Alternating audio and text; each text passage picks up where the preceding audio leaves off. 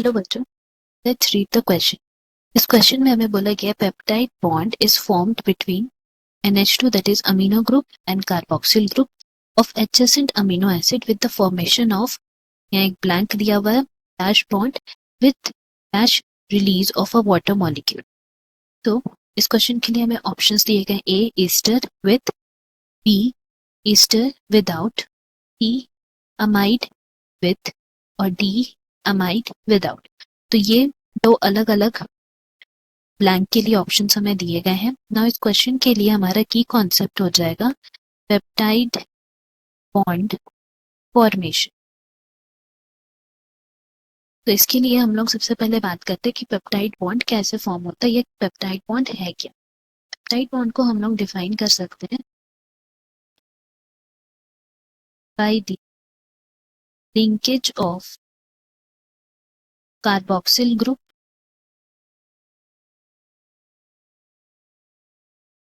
Of one amino acid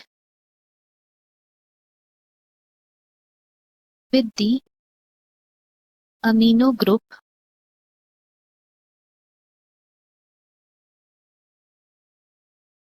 another amino acid. इसका मतलब है कि अगर हम लोग दो अमीनो एसिड्स लेते हैं तो एक अमीनो एसिड का अमीनो ग्रुप और दूसरा अमीनो एसिड का कार्बोक्सिल ग्रुप मिला के जो लिंकेज बनाता है उसको हम लोग पेप्टाइड बॉन्ड बोलते हैं। इसमें एक और बात हमें जो याद रखने का है is that there is release of water molecule, जिसके वजह से इस तरह के रिएक्शन को एक नाम दिया है, दैट इज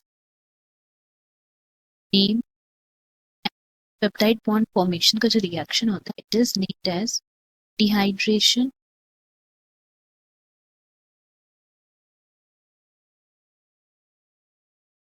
रिएक्शन, या फिर इसको कंडेंसेशन रिएक्शन भी बोलते हैं, जो दो अमीनो एसिड्स के बीच में होता है।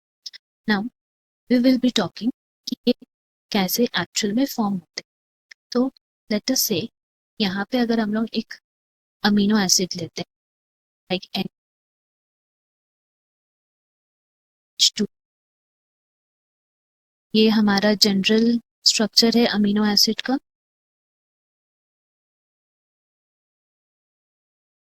ये जनरल स्ट्रक्चर है अमीनो एसिड का इसीलिए बिकॉज यहाँ पे हम लोग देख सकते हैं कि यहाँ पे एक अमीनो ग्रुप है, एक साइड चेन है और ये कार्बोक्सिल। तो उसी तरह हम लोग दूसरा अमीनो एसिड का एक स्ट्रक्चर और ले लेते हैं, यहाँ पे NH2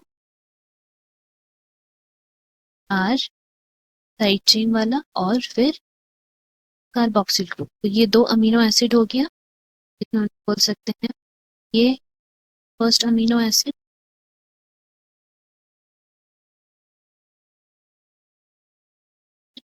रहा हमारा सेकंड अमीनो एसिड। ये अमीनो एसिड का जनरल स्ट्रक्चर है। नाउ यहाँ पे हमें ये भी बोला गया है कि there is release of water molecule. तो यहाँ पे हम लोग वाटर मॉलिक्यूल जो रिलीज होगा वो ये वाला मॉलिक्यूल हम मान लेते हैं दिस H2O।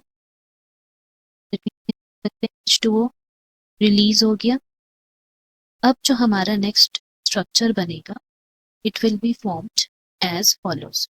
यहाँ पे हमारा रहेगा NH2 एक side chain, C double bond O, OH तो निकल गया है तो इसीलिए हमारा C डबल बॉन्ड O रहेगा। यहाँ पे एक हमारा लिंकेज रहेगा और ये लिंक करेगा अनदर अमीनो एसिड से दैट इज NH, बिकॉज यहाँ एक H रिलीज हो चुका है इसीलिए एक ही H बचेगा। Then we have H R and C double bond O और OH। तो इस तरह हम लोग देख रहे हैं कि ये जो हमारा नेक्स्ट कंपाउंड बना इसमें पेप्टाइड बॉन्ड का फॉर्मेशन हुआ है।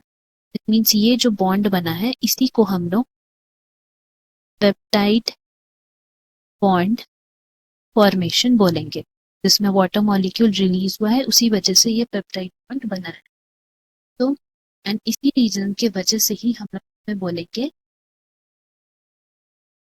also called as amide linkage का सब्स्टिट्यूशन। तो अगर हम लोग इस स्टेटमेंट के बारे में बात करें तो हम लोग कह सकते हैं कि पेप्टाइड बॉन्ड इज, या हम लोग ये स्टेटमेंट लिख सकते हैं कि पेप्टाइड बॉन्ड फॉर्म होता है between amino group and carboxyl group with the formation of amide bond, क्योंकि यहाँ पे अभी हम लोग पढ़े थे amide linkages, that is जो ये लिंकेज हम लोग का यहाँ पे बन रहा है उसी को हम लोग amide linkages भी बोलेंगे, प्रोटीन linkages है इसीलिए। तो हम लोग यहाँ लिख सकते हैं we will have amide bond with the release of water molecule,